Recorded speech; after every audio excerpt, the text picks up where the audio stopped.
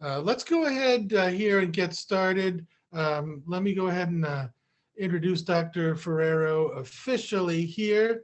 Um, Larrie Ferreiro is a prize-winning historian, and tonight he's going to explore how at first leaders of Great Britain and the United States were very skeptical that a relationship could ever be successful.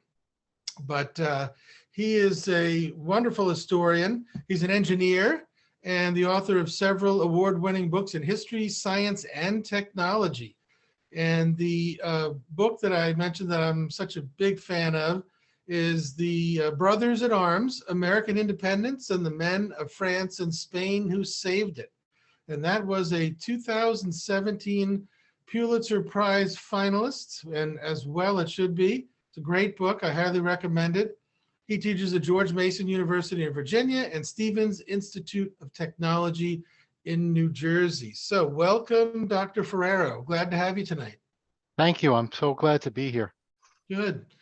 Well, before we get started, Larrie, let me ask you, how did you move from writing my favorite book about France and Spain in the 18th century to writing another international type of book about logistics and supply and support in the 20th century? How did you come across this new title?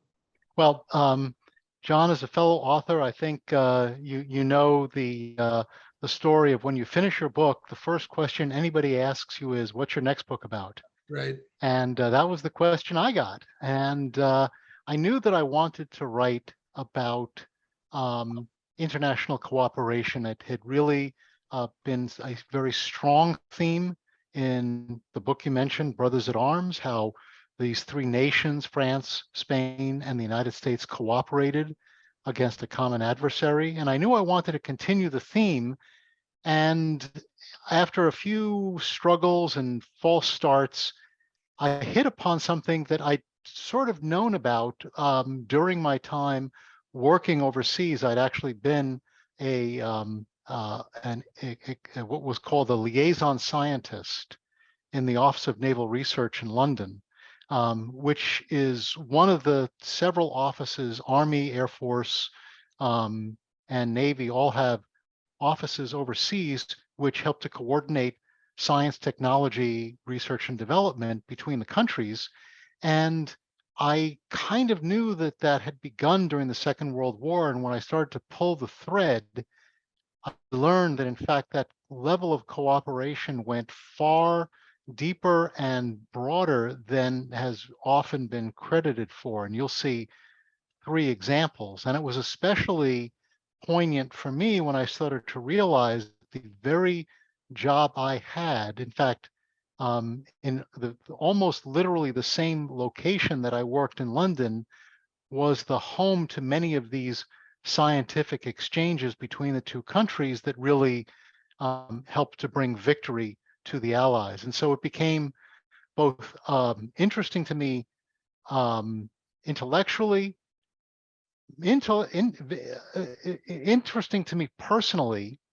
And finally, when I started to look for information on the stories behind these weapons and inventions that I'm going to be talking about, I was able to speak to family members of people who'd been there at the center and actually had, in several cases, literal, there's a trunk in the attic that we found with letters and photographs. Would you like to see them?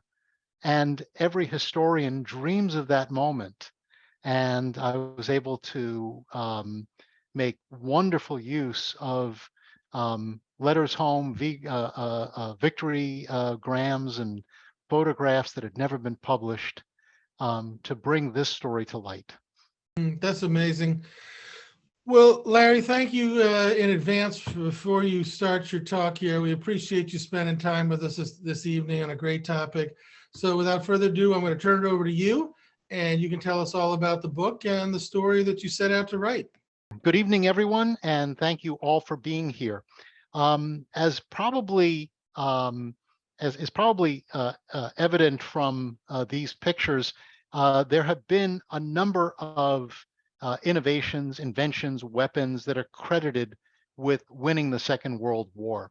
That is that they were put into the hands of the people who could use them most effectively among the Allies. Probably the most famous example is a statement by Lee Dubridge. He was the head of the MIT Radiation Laboratory, which built many of the radars that were used. And he often said, the atomic bomb only ended the war, radar won the war. And there's been other candidates as well, including the P-51 Mustang fighter, the Liberty ship, the Sherman tank, landing ship tank, the Hedgehog weapon, which is anti-submarine, radar, of course, been mentioned. These are just a few examples. What ties them all together is not that any single one of them won the war. Some of them may have turned the tide, but all of them were the product of a special relationship between British and American scientists, engineers, and workers. And so in this talk, I'm only going to focus on 3 of many stories that are in this book, specifically airborne radar, the P-51 Merlin Mustang, and penicillin, all to tell that story of how Britain and the United States forged a scientific alliance which was unlike anything else in the past. Taking us to June 1940 and the beginning of the massive continental war that took place in Europe, Hitler's forces had swept across Belgium, the Netherlands, France, taken them over, and in fact threatened to cut England off by its sea lanes and starve them out. Complete domination of all of Europe seemed imminent. It was only by combining the engineering and scientific ingenuity of Britain and the United States to develop weapons and inventions that could take on the German Nazi forces that they could hope to turn this tide of war, retake the continent, and finish the job, as Churchill often said. But at the very beginning of the war, this special relationship that combined the talents of the 2 countries had yet to be forged. Now, at the very beginning of World War II, the special relationship was not between Britain and the United States, it was between France and Britain. They had a strong alliance which had defeated the German, had defeated Germany in the First World War and was already outproducing the German war machine at the very beginning of the Second World War. You can see some of these figures on the left. 1939, the 2 nations combined produced a total of 680 tanks compared with Germany's 500 tanks. And the following year, there were 2,400 French and British tanks versus just 1,700 or almost 1,800 German tanks. So they were outproducing Germany. The machines and the equipment were top-notch. They were well equipped to repulse the German invasion. So the United States was seen as kind of a sideshow. Britain certainly did not see a need to go and ask for help, except in maybe a few particular cases of aircraft and a couple of weapons. That was all on paper. The lightning defeat of France and the British Expeditionary Force in June 1940 meant that the French half of this alliance was now gone. And the heavy weaponry that Britain was counting on to defeat Germany was left on the beaches of Dunkirk, abandoned, destroyed. They were able to evacuate the troops, but the troops had nothing left to fight with. Churchill had just recently become prime minister, and he understood that in order for Britain to retake Europe, it would have to rebuild its military. And he knew that they could not do that without American assistance. It was only at this point after Dunkirk that Churchill called on Roosevelt to supply existing weapons, but more importantly, he asked his British engineers and scientists to open the doors of their research to the Americans, complete and open exchange of scientific and technical information that had been developed over the course of 10 years of preparing for and fighting the Germans. These were the foundations for the weapons that would, in fact, win the war. Getting America, however, to think about even providing weapons and materiel was always going to be an uphill battle. America was just coming out of a peacetime depression, and you can see the difference in mindset between the two countries on the top left side. These are two latticework towers that at the face of it look very similar. On the very left side, you see towers that are part of the British chain home radar system. That was part of the series of air defenses that Britain had been developing against the German Luftwaffe. The tower on the right was the Trilon, and that was the centerpiece of the World's Fair in New York, also in 1939, and that was the symbol of America's industrial might. The 1939 World's Fair was where the world of tomorrow was being presented to the American public, brimming with household gadgets, electrical appliances, no mention of war whatsoever. So right away, it was obvious that Britain would have a very hard climb to bring the Americans into this fight. Churchill was able to get America's interest sparked by sending what was called the Tizard mission to the United States in September 1940. On the right-hand side, you see a photograph of three scientists. In the middle is Henry Tizard, the British scientist. On his right is Lee Dubridge, who I just mentioned. And the British brought their latest inventions, which was the result, as I had mentioned, of a decade's worth of work, thinking about and building equipment and weapons and inventions that could fight and defeat Germany. The crown jewel in all of these was the cavity magnetron, which all of us now know today as the heart of our microwave oven. At the time, however, this was very new technology. That little cavity magnetron you see at the bottom left effectively miniaturized those huge radars that you see and the chain home on the right. And by miniaturizing those radars, they could put them inside aircraft. And what that meant is that bombers and fighters could use radar to see their targets at long distances, even at night, even through the clouds.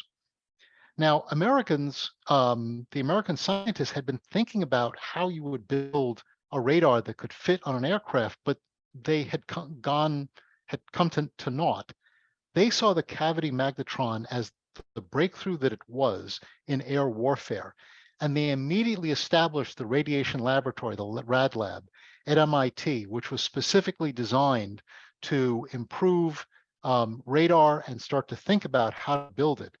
And in fact, the Americans contracted with Bell Telephone factories with many thousands of women working on the production lines of telephones to switch over and immediately mass produce tens of thousands of these cavity magnetrons so that radars could be brought to the front lines of both the United States and Britain when the United States entered the war. And airborne radar turned out to be an enormous advantage to the Allies, one of certainly the weapons that changed the face of the war. Britain had invented the cavity magnetron. They had invented the idea of the airborne radar, but it wasn't simply a case of the Americans building British inventions. It was far more of a partnership. Even before it had entered the war, the United States had been thinking about how to develop the science and technology needed to wage war, especially against Germany.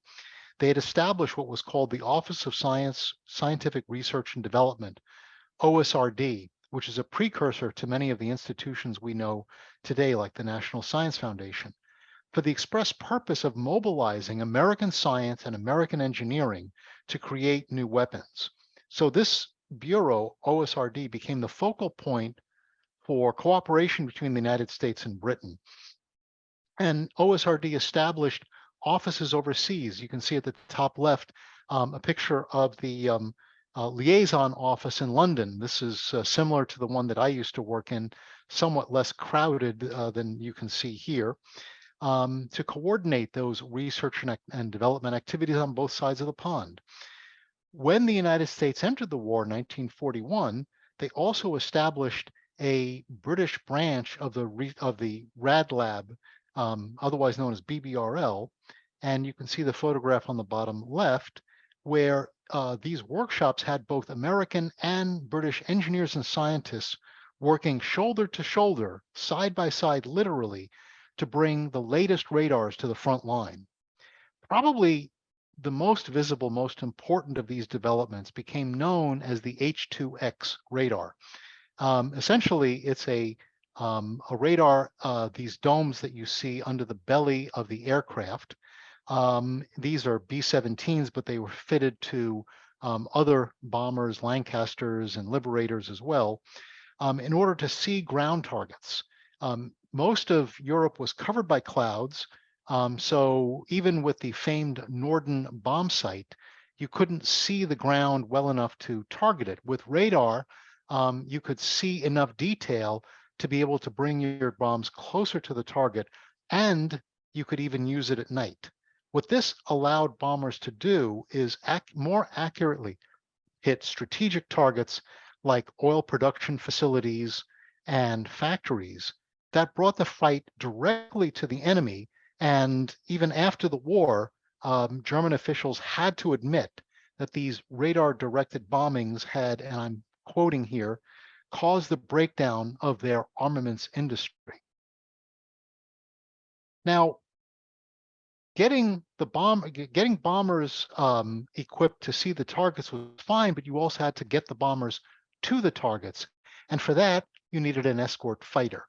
And probably the most iconic, best known, all-American long-range escort fighter of World War II was the P-51 Mustang, except it wasn't all-American. It was developed with British money, built to British specifications, designed by a German-American engineer with assistance from a British aerodynamicist, initially brought into service with the RAF, originally rejected by the US Army Air Forces, and in the most recognized version, it was fitted with a British Rolls-Royce engine.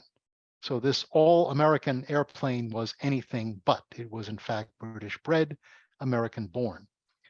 The British had come to the United States, specifically North American aviation, in 1940 to buy existing fighters. But Edgar Schmuid, who's the German-American engineer on the top left, convinced them that he could design a better one.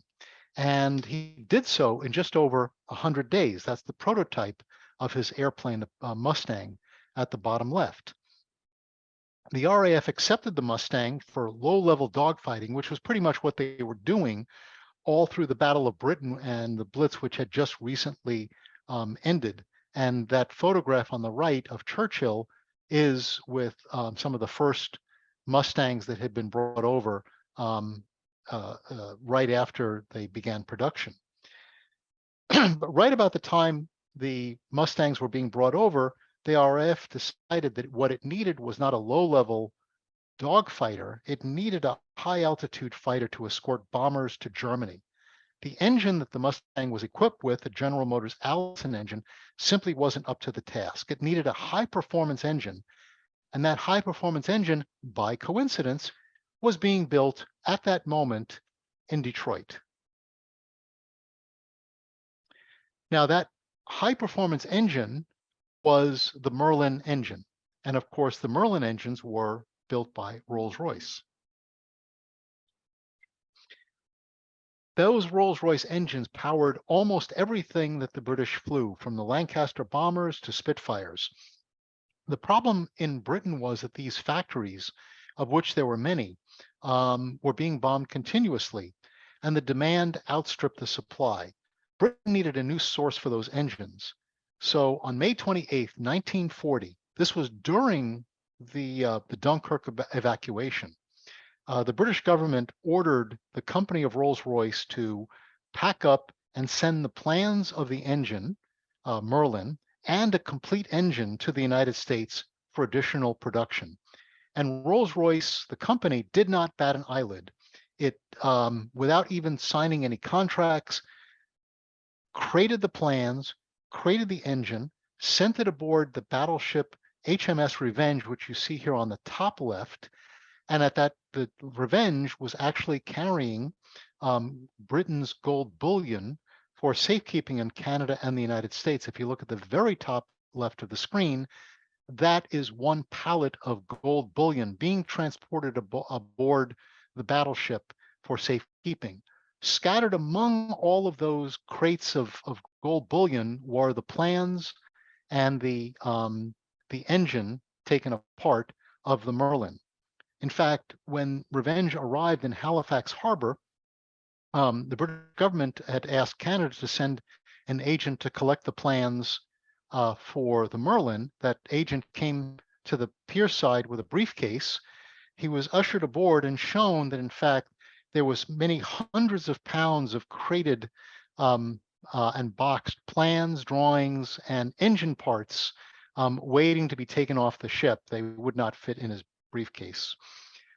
Those plans and engine parts were eventually brought to Packard Motor Company in Detroit, which agreed to build the engines.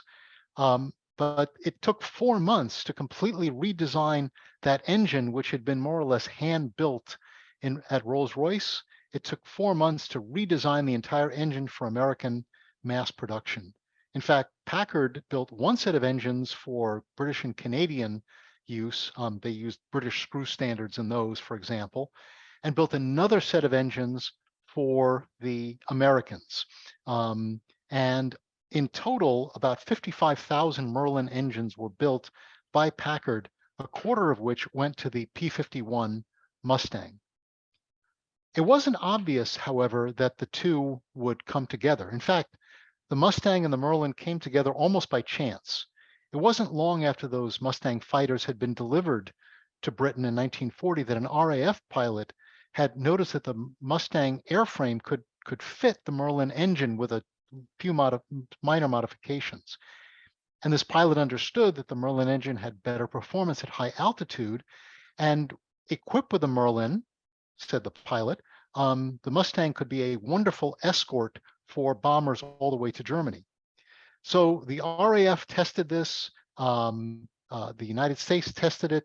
The configuration was very good, but the Army wasn't particularly interested, even though the performance was superior, until word of these tests got to none other than Franklin Roosevelt himself.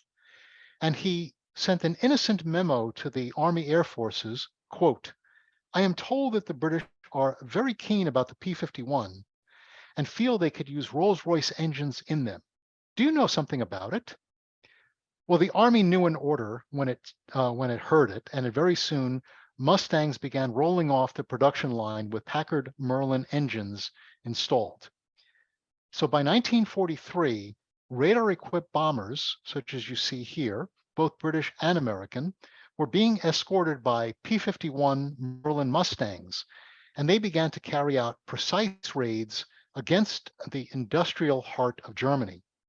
By 1944, they had reached Berlin, and that was a city that Hermann Goering, Hitler's air minister, had promised would never be touched. These raids were effective and they were decisive. Goering later said that after the war, he said this, that he knew the Luftwaffe had lost control when Mustangs appeared over Berlin. And he also admitted, as did other German high officials, that precision bombings had destroyed their industries, and those industries simply could not be replaced. I'm going to now shift to another topic, penicillin. And penicillin turned out to have had a much more long-term impact than any of the other two. In April 1941, this was before the United States had entered the war, Howard Florey was sitting beside the hospital bed of Warren Weaver, who was recovering from a traffic accident. Florey, the scientist in the middle, had been experimenting with the penicillin mold that had been discovered by another British scientist, Alexander Fleming, on the left in 1928. So 10 years had gone by. Florey knew that from laboratory experiments, it was a highly effective antibiotic.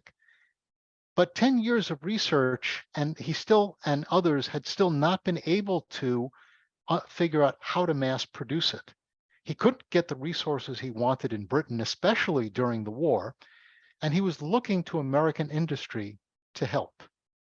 Warren Weaver, on the right, the man who was in the London hospital bed recovering from a traffic accident, listened intently to Howard Florey.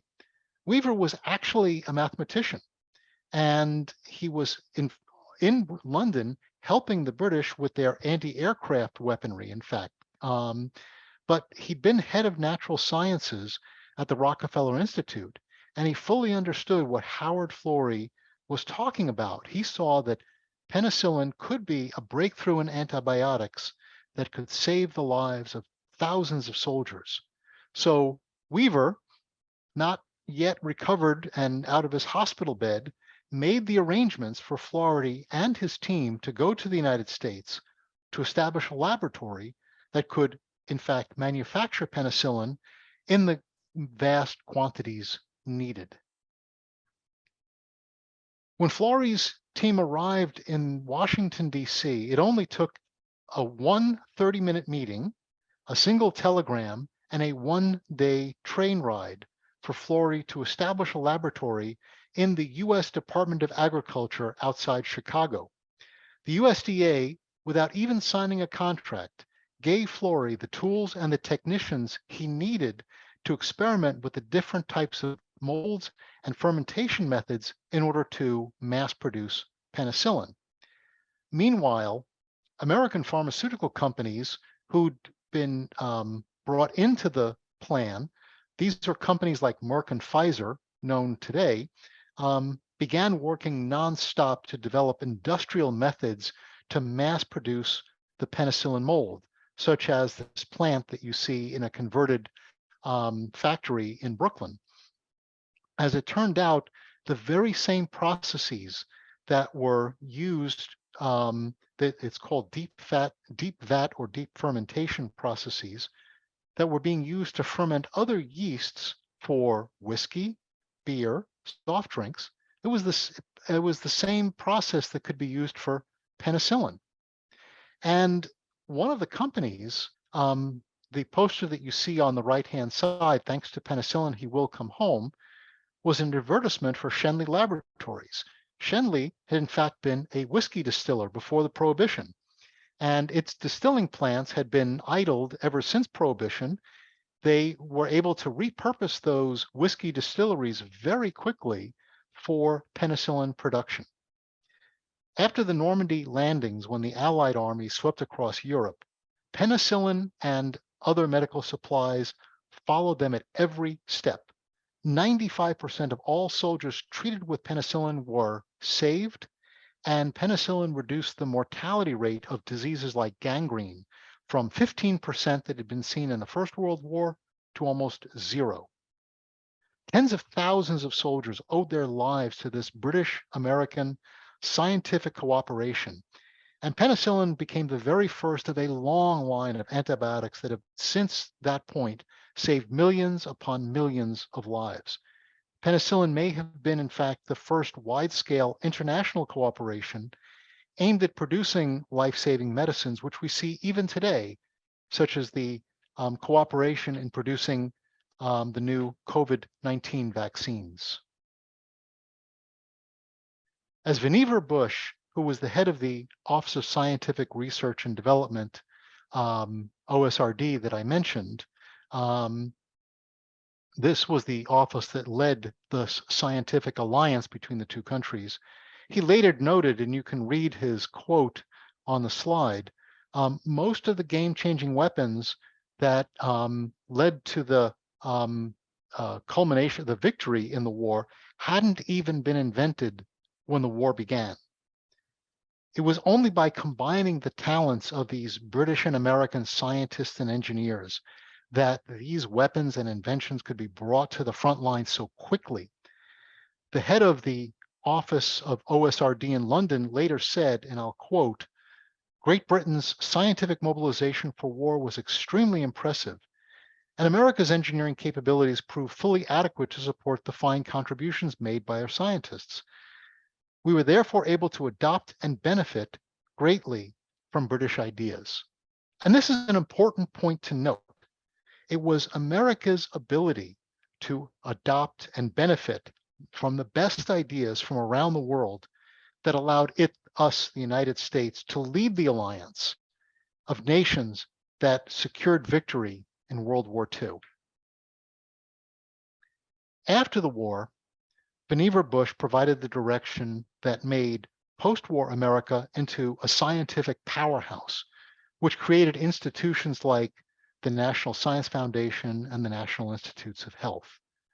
Today, a web of science diplomacy, that's what you see here, the representation of the science diplomacy between nations, connects those nations to combat the greatest threats we face today: climate change, pandemics, poverty. But like in World War II, it's America's ability to adopt and benefit from the best ideas from around the world that continues to make us the global leader in these efforts, as the Apollo astronauts once said, for all mankind. Thank you. Thank you very much, Larry. That was great. What an interesting story. And I know that's only a few examples that you mentioned in the book. Excuse me. We have one question already, which I guess I'll try to paraphrase here. This openness of the British and the Americans to cooperate for the benefit of new technology and inventions, was that also true in the atomic weapons program, or was some of that information guarded by one or both sides? That information was guarded by both sides at the very beginning of the programs. The British were the first to have an atomic bomb program. It was called tube alloys. It had been authorized by Churchill. But Churchill knew that the ultimate success was always going to be with American production. So the British were always more open to revealing what they were looking at, which was primarily what was called uranium separation. Basically, uranium comes in two primary isotopes, and you have to be able to get the fissionable isotope, U-235. And Britain was well ahead of the game at first in developing that technology. The United States, once it began to understand the potential of the atomic bomb based on British research, which, to be clear, the OSRD scientists had, how do I put this politely, stolen from the British at the behest of a British scientist, brought the report back to the United States. And once it was clear that Britain had a march on the Americans in terms of the ability to separate uranium and create a bomb, once the Americans became aware of that, they started their Manhattan Project, which was very quickly ramped up. It wasn't obvious at first that they would be successful. Once they really got a toehold, they started to shut the British out of the program. And there was a lot of back and forth between Churchill and Vannevar Bush about how much information the British should get. Eventually, the British were fully brought into the program. In fact, there were British scientists at all the main facilities towards late 1944, early 1945. There were British scientists at the first detonation at Trinity site. British scientists had accompanied the aircraft that overflew Nagasaki. So they were eventually fully integrated into the program. but it was not without a lot of huffing and puffing and hemming and hawing. Let me say one more thing. After the war, it also took a very long time for the United States to bring Britain back into the atomic fold, which eventually did happen, both in terms of atomic energy as well as atomic weaponry. But the United States was always very guarded, with good reason, um, of letting any atomic secrets out. I hope that answered the question. Yes. So while you were working on the research, was there anything that really surprised you or jumped out at you that you thought, wow, that's really interesting? Certainly the openness with which both sides um, found themselves working came as something of a revelation. I'm, as I said, quite familiar with scientific cooperation, and there's often a lot of uh, it isn't so much classification as it is keeping certain elements away from each side. We have what's known as ITAR, International Traffic in Arms Regulations, which are regulations about not revealing critical elements. Nothing like that existed at the time. If they were, it was swept away in the belief that the two sides working together and sharing their information completely openly had far greater advantage than the possibility of secrets spilling over. And that proved to be true. And it proved to be true time and again. Just again, to be clear, the descriptions of scientists from both countries working literally in the same laboratory, bringing their experience from one side into the other. And to be very clear, it was most often the British telling the Americans, this is how it worked because we've done it. Not only did we do it, we brought it into battle. And when we brought it into battle, this is what worked and this is what did not work. Both sides sharing the information was a very pleasant revelation, and to my way of thinking is a fantastic jumping off point for imagining how we work with our allies on future problems. We do this in many cases, in many ways. I certainly see room for growth. All right, we have a question from an audience member, and Bob asked, please discuss the Lend-Lease program and Americans' desire not to give away ships and weapons to Britain, or at least some Americans' reluctance not to give that away. Well, what's your take on that? Well, Lend-Lease was a follow-on to what was called cash and carry. Not the cash and carry, the Three Stooges movie. I checked. It's actually a Three Stooges movie. The P-51 Mustang was bought with gold. The gold bullion that the British brought over was used to pay for the Mustang. But Britain ran out of gold very quickly, and it could no longer afford to pay cash, which was the way it could get around some of America's neutrality laws. Roosevelt had a very clever mechanism where he said, we're not going to sell these to you. We're going to build them and we'll let you use them. And then when you're done with them, give it back. And it would make sense if weapons of war could be used and then given back. I think everybody understood the fiction. But the important thing about Lend-Lease, apart from the fact that these were weapons, and when I say weapons, that's a very broad term because it would be hard to describe a transport ship or a tanker as a literal weapon, but that's what kept the weapons going. The logistics train was a critical part of all of this.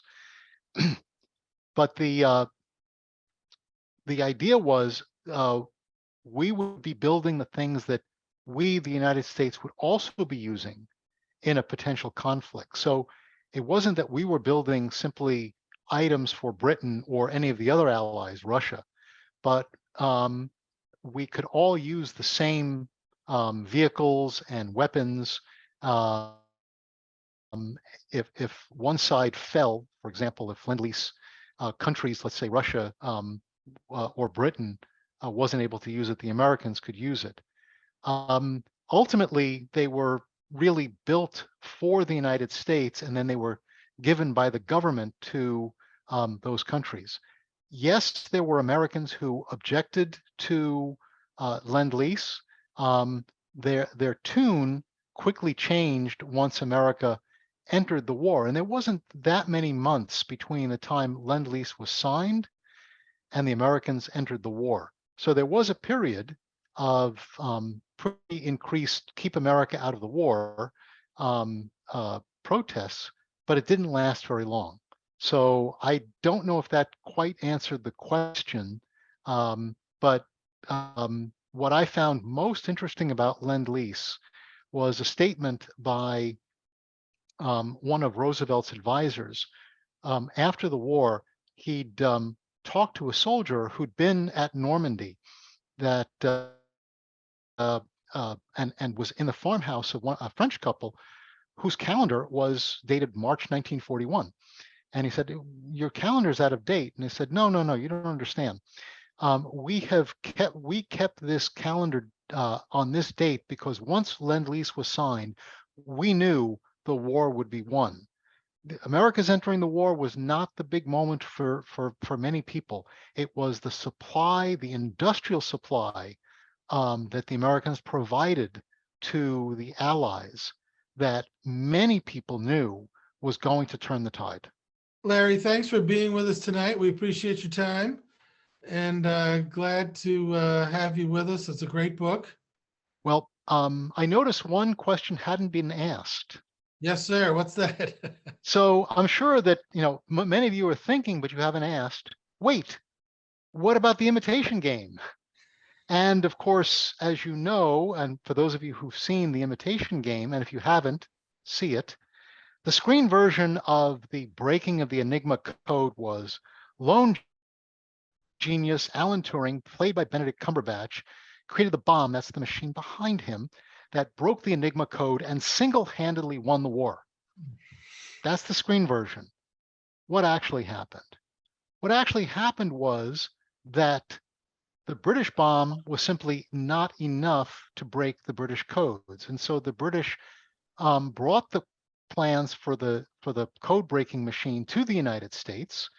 Joe Desch, who you see at the top left, redesigned the machine at National Cash Register. This is Alan Turing's machine. Joe Desch redesigned it, made it better. It was the women who worked at National Cash Register who built those bombs. Those bombs were then installed in in Washington, D.C. at a Navy complex. And by 1944, what was actually happening was in London and Eastcote and Bletchley Park and Eastcote and other places, British Wrens would take Enigma messages, send them by secure undersea cable to the U.S. Navy Annex in D.C. Waves, these are women auxiliaries in the Navy, would take those messages, decrypt them using Joe Desch's bombs, send the decrypted messages back to the Wrens, who would then make them put them out to the front line. So I want everybody to notice who did the actual work. Not Benedict Cumberbatch and Joe Desch. It was the women. Well, thank you for all that and the books. We're so glad you're with us, and I want to thank the audience too.